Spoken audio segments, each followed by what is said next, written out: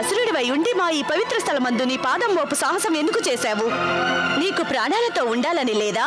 దేవి, ఇతరులను భయభ్రాంతులు గావింపుట మా అసురులకు భూషణము. ఇలా చూడండి, మేము రాగానే మీ త్రిపురవాసులు ఎలా భయంతో వణుకుచున్నారో. అసురులారా, మీ వ్యర్థ ప్రలాపన కట్టిపెట్టి వెళ్లిపోండి ఇక్కడి నుండి. అన్యదా గజానన గణేశుని కోపావశమున భస్మమైపోవుదురు. గణేశుని కోపమే పాటితో మీరు స్వయముగా ఎరుంగునట్లు లేరు. అతని కోపమే ఈ సమస్త త్రిపురనిప్పుడు సంకటమున పడవేసినది. స్వీకరించండి గణేశుని శరణు కోరినందుకు మీకు మా కానుక. మీరు కొంచెం విచక్షణతో ఆలోచించవలే దేవి. మీరు ఆ మహాబలి గణేశుని శక్తియుక్తులను నమ్మి ఎంతకాలం ఇలా త్రిపురవాసుల ప్రాణాలు బలిపెడుతూ ఉంటారు? నాడు వచ్చాడు, నేడు వెళ్ళిపోయాడు కదా.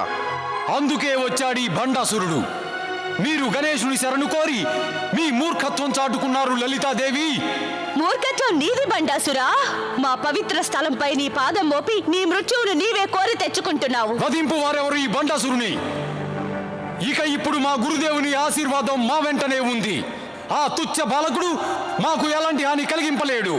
బండాసురా, నీకు ఇంతవరకు ఓంకారేశ్వర గణేశుని శక్తి ఏంటో తెలీదు. నీ వంటి సహస్రాది భండాసురులు వచ్చినా ఆయనకు సాటి రారు. అయితే పిలిపించండి మీ గజానన గణేశుని.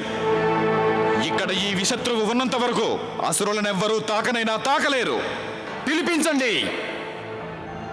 లేనిచో వీరి శిరస్సులు వీరి శరీరముల నుండి ఖండించి వేసేదా. రక్షించండి తల్లి, రక్షించండి. భండాసురా, పవిత్ర స్థల యందు రక్తపాతం సృష్టించే దుస్సాహసం నువ్వు చేయకు. అన్యథా నీకు మృత్యువు తప్పదు. పిలిపించండి ఆ గణేశుని. మమ్ము ఏమి చేయగలడో మేము చూచేదము. నీ వంటి వారి కోసం వారు స్వయముగా రానక్కర్లేదు బండాసురా. నీకు వారి శక్తి ఒక్కటి చాలు. దుష్ట భ్రష్ట దైత్యులారా, మా విఘ్న నాయకుడు గజానన గణేశుని శక్తి మీకు తెలిసినట్లు లేదు.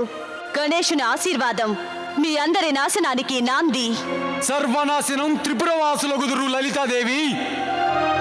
ఆ గజాననుడు ఇచ్చటకు రాలేదు అంటే అతను మమ్ము చూసి భయపడి ఉంటాడు.